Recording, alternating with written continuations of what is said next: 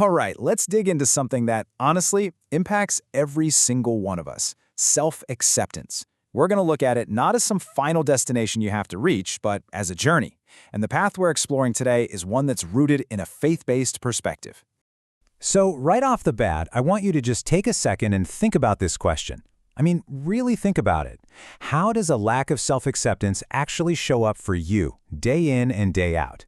It's a pretty heavy question, I know, but it's such a crucial place for us to start. Before we can even really talk about what acceptance looks like, we first have to get a handle on the problem itself. So that's where we're going to start: understanding non-acceptance.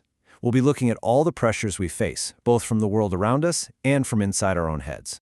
So what are we even talking about when we say non-acceptance? Well, according to our source material, it's that feeling deep down where you just don't have the strength to keep on keeping on. You know that feeling? It's like this invisible wall goes up and it literally stops you from living that full, abundant life that you hear is possible.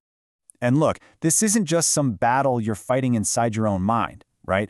The world out there has a lot to say about it. So let's think about this. What is the world telling you?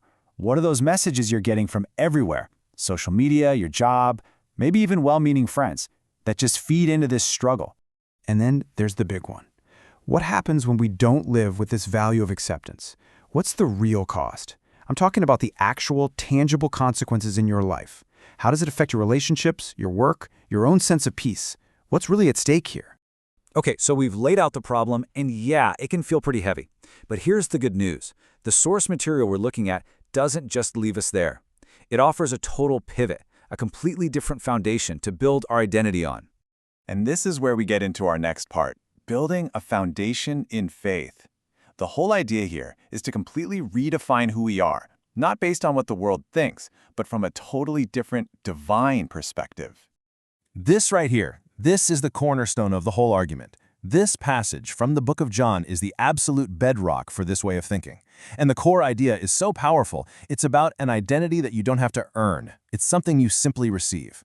So, okay, what does that really mean? Let's break it down. The text is super clear about what this identity is not based on.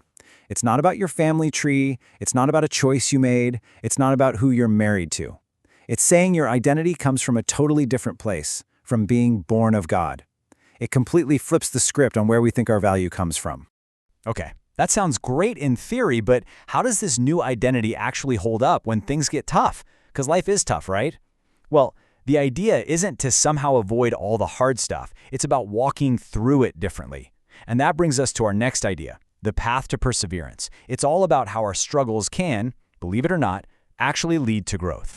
And this quote from Romans, wow, it just lays out the process so perfectly. It completely reframes what suffering is. See, it's not a dead end. No, it's the start of something. It's like the first domino in a chain reaction. Suffering kicks off perseverance. That builds your character.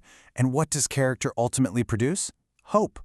So here it is, broken down into 4 simple steps. You can almost think of it like a roadmap. And yeah, step 1 is suffering, the one part of the trip we all want to skip. But if you can stick with it, if you can persevere through it, that's what forges character. And the destination at the end of that tough road? Hope. It's a journey from pain to promise.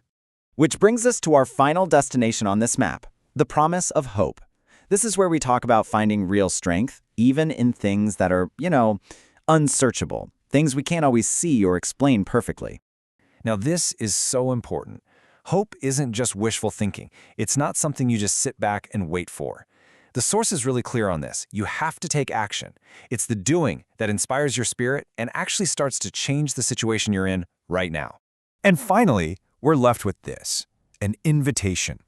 This verse from Jeremiah is basically a direct promise. It's this open call, saying, hey, ask, seek, with this incredible assurance that there are these amazing, unsearchable things that you don't even know about yet, just waiting for you to discover.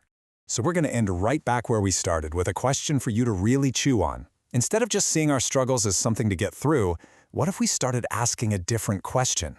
What great and unsearchable things might my current trials reveal? Just thinking about that, it changes everything, doesn't it? It's a really powerful thought to leave you with.